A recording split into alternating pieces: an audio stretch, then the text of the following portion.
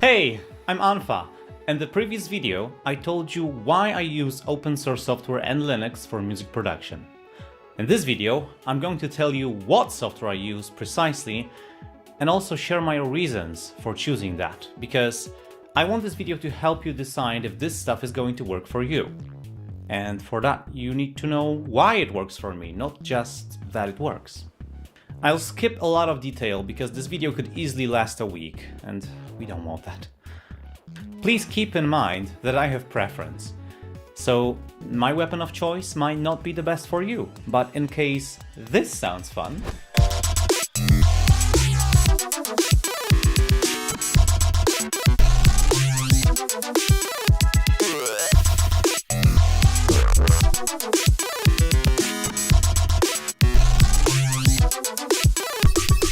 my current toolchain might be a great starting point for you.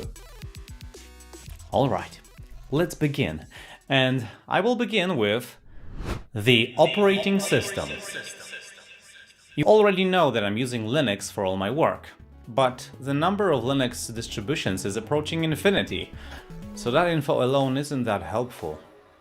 In the past, I've been happily using KX Studio Live DVD as my main system. That one is now badly outdated, so I had to switch. For a few years now, I've been running Linux Mint 18.3 with KDE 5. Why did I choose this one? Three main reasons. First, with Linux Mint, I can use both KX Studio repositories and PPAs. KX Studio repositories, I already made 2 videos about these, so let me just say, it's a fantastic source of cutting-edge open source software for audio production. PPAs are personal repositories, usually created by developers to distribute newest versions of their software. I use it for a couple of video tools like OBS and Simple Screen Recorder. Second reason, KDE 5 or Plasma Desktop as it's also called.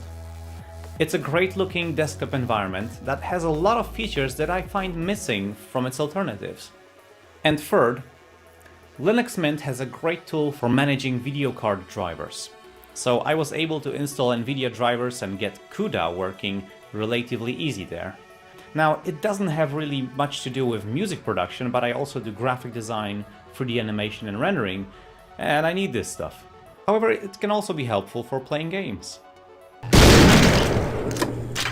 So that's my main reasons for choosing Linux Mint 18.3. However, the problem I'm facing right now is that Linux Mint is no longer shipping with Plasma Desktop. So I'm actually looking for a replacement. I just don't think Cinnamon can replace Plasma in my life. Before I move on to the next section, I would like to discuss a topic known as the modular workflow. Now, the Linux audio ecosystem has a lot of standalone programs that can be used together with the JAX server to create a virtual modular environment. It's a bit like having a desk and putting a mixer, some effects, synthesizers, sequencer, and connecting all of that with cables to produce music.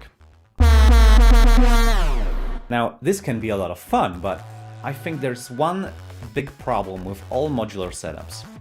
You can't easily save and load your work, and for me that really kills productivity.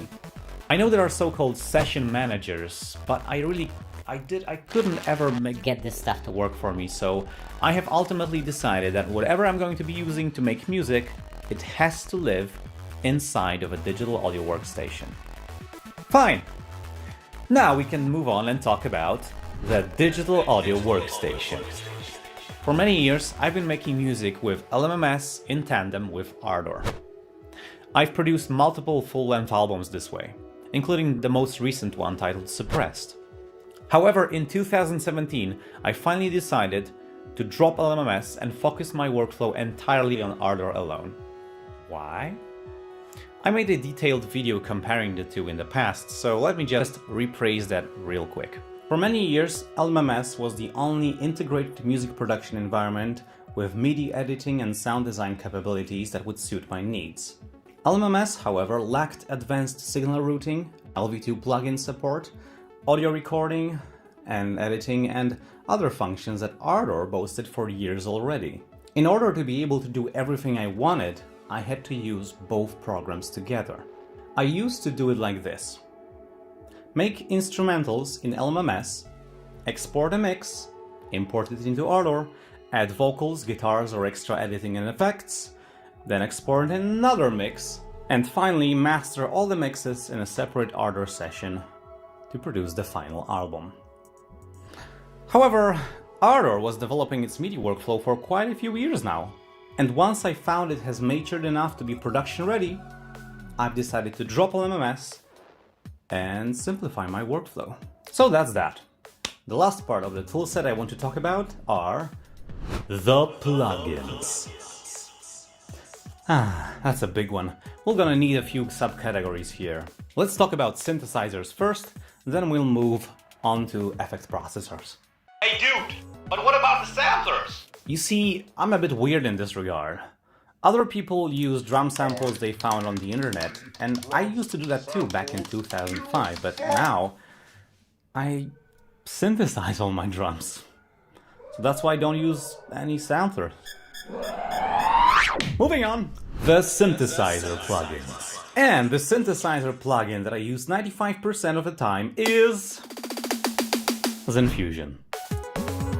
Why? Well, again, it's the most powerful, versatile and modern open source sound synthesizer out there. I dare you to prove me wrong on this. There is something on the horizon that might challenge this, but for now, ZenFusion has almost everything I need. In case you don't know, ZenFusion is a new graphical user interface to ZenatSubFX 3.0. It runs in a single window, it's scalable, it's awesome. It made me work with ZenatSubFX even faster. In case you want to learn the all-user interface, a few years ago I made a long-ass video covering everything in great detail. And also lots of the knowledge will translate to ZenFusion as well, as it's the same synth under the hood. However, if you feel intimidated by ZenatSubFX complexity, I can recommend a few other Libre synthesizers that are not as layered, namely Tal Noisemaker, OBXD, Helm, Oxy FM Synth, and Dext, if you're hardcore. However, know this, that ZenatSubFX can do almost everything that these synthesizers can, and much, much more. So if you're really serious about sound design and you want to use open source stuff, learn ZenatSubFX. But Anfa, you have to recommend me some sampler plugins, please. Alright. Well, I actually use them too when I do more guitar-focused stuff.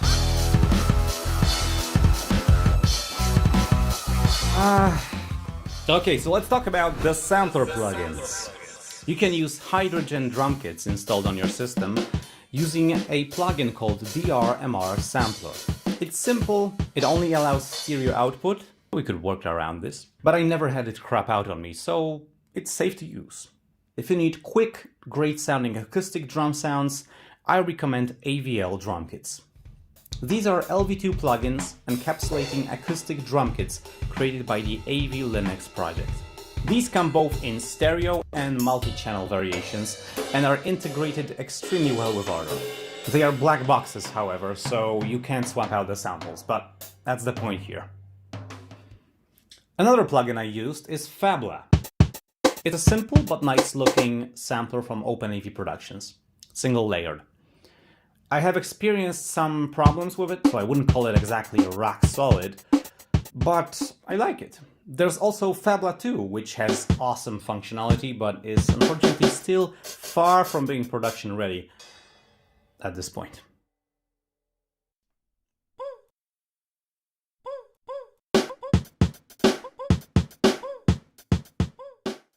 I've briefly tried Sample V1 and DrumK V1 from the man behind Qtractor. I think these are solid options among LV2 samplers, but again, I haven't worked them too hard, so don't blame me if they disappoint you. There's also some decent looking drum samplers in the LSP bundle. They support velocity layers, stereo or multi-channel output. Again, my experience is very limited, so proceed at your own risk. I'll mention one last drum sampler because it's freaking kick-ass. Drum Gizmo. If you know how to mix acoustic drums from scratch, watch this talk by Bent and you can tap into the amazing drum kits and technology of Drum Gizmo. I am the main developer of Drum Gizmo. 10 years ago when I made it, I had a very specific workflow in mind. My tip, pick a drum kit and read its README file before you start. There's a listing of all the output channels and what they are supposed to be. Without that, you'll be lost. Once you sort that out, you can do stuff like this.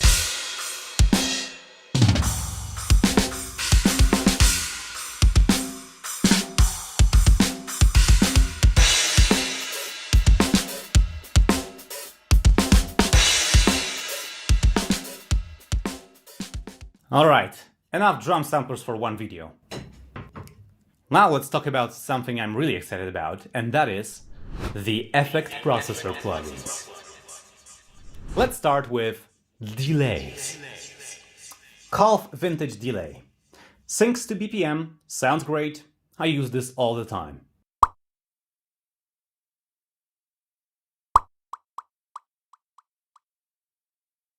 A delay. An Ardor's Lua plugin that can be used for some awesome flanging effects if you automate the delay time in millisecond range.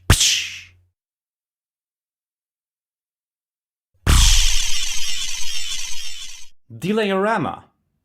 A great plugin for creative effects that can deliver up to 128 delay taps, each with procedurally generated delay time and amplitude.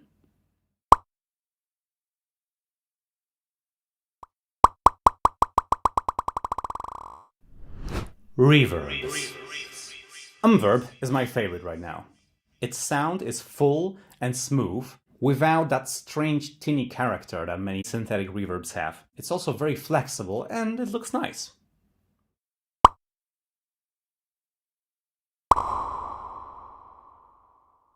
GX Zeta Rev 1 Stereo. This is a Guitarix interface to the famous Zeta reverb by Fons Andriensen. It sounds awesome. It's quite flexible, though it won't replace Umverb for me because you can't make it small enough.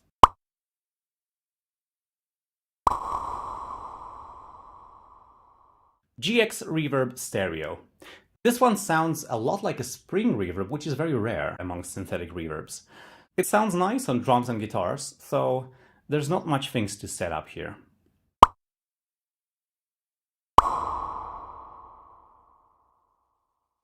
EQs and filters. I use EQ10Q for everything. I used to use Calf Equalizer 8-band. This one is also very nice, so one day I just decided to try EQ10Q and it stuck with me.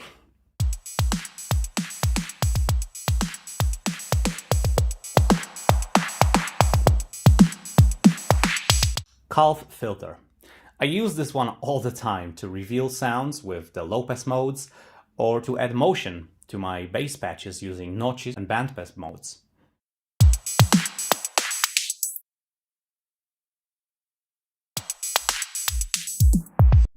Pitch shifters. I love MA pitch shift for messing things up, especially when you automate the ratio and window parameters. It creates cool glitchy effects.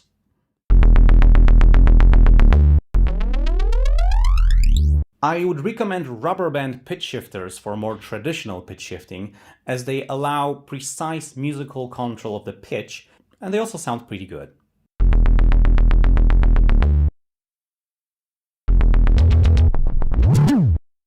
For some quick sound butchery, I also like using AM pitch shifter. It can sound very glitchy and bad, and I like that.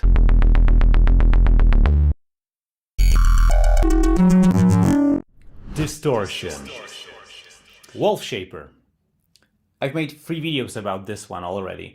It's extremely flexible and can be used just as well for gentle saturation as for head-splitting distortion.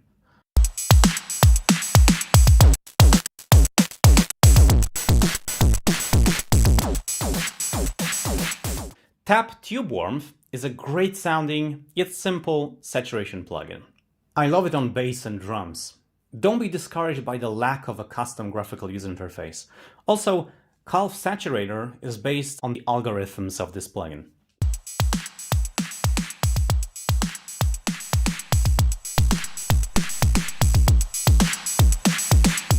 Caps Amp VTS Tube Amp plus Tone Stack. This is a great all-in-one plugin for guitar distortion.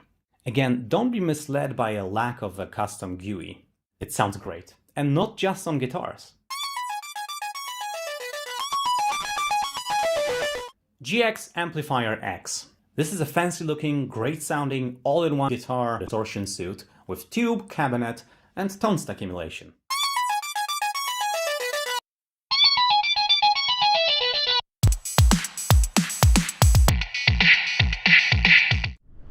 Dynamics Processing. Calf Compressor is what I use all the time. It's great looking, versatile, easy to use. The compression graph function is very helpful. Calf Sidechain Compressor. Same story, only now the kick drum compresses the bass line.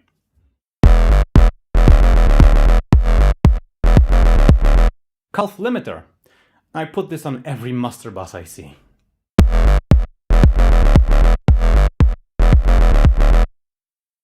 Multiband Compressor Stereo X8 from LSP. This is an 8-band compressor. By default it runs with 4 bands.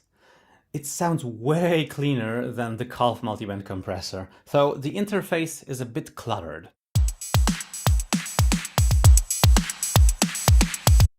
Calf De-esser.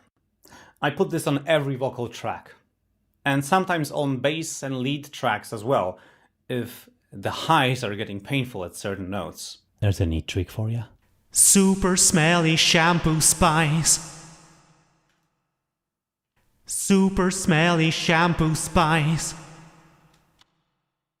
Sidechain Gate Stereo from LSP. I use this to gate pads or vocals with a trigger synth, like this. Super smelly shampoo spice. Super smelly shampoo spice. Other. Argot Lunar 2.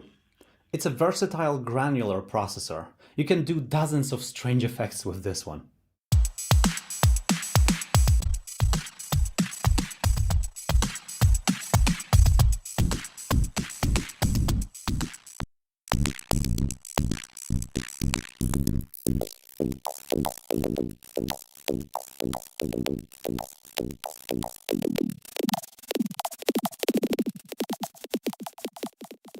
Noise Repellent. This is a real-time denoising plugin. It has some latency, but Ardor can cope with that. Bad quality voice recording. Testing. 1, 2, 3. Bad quality voice recording. Testing. 1, 2, 3. Tal Vocoder 2. This is a simple yet powerful vocoder that won't kill your CPU. Bad quality voice recording. Calf Vocoder. A fantastic vocoder that might actually kill your CPU. Bad quality voice recording. Autotune. This one is great for either monitoring your vocal performance quality or fixing it. Super smelly shampoo spice. Super smelly shampoo spice. Or creating these weird synth-like vocal lead lines by using the auxiliary MIDI input.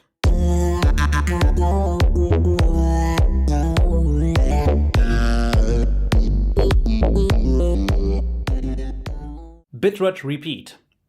Great for glitchy repeating effects. Very versatile.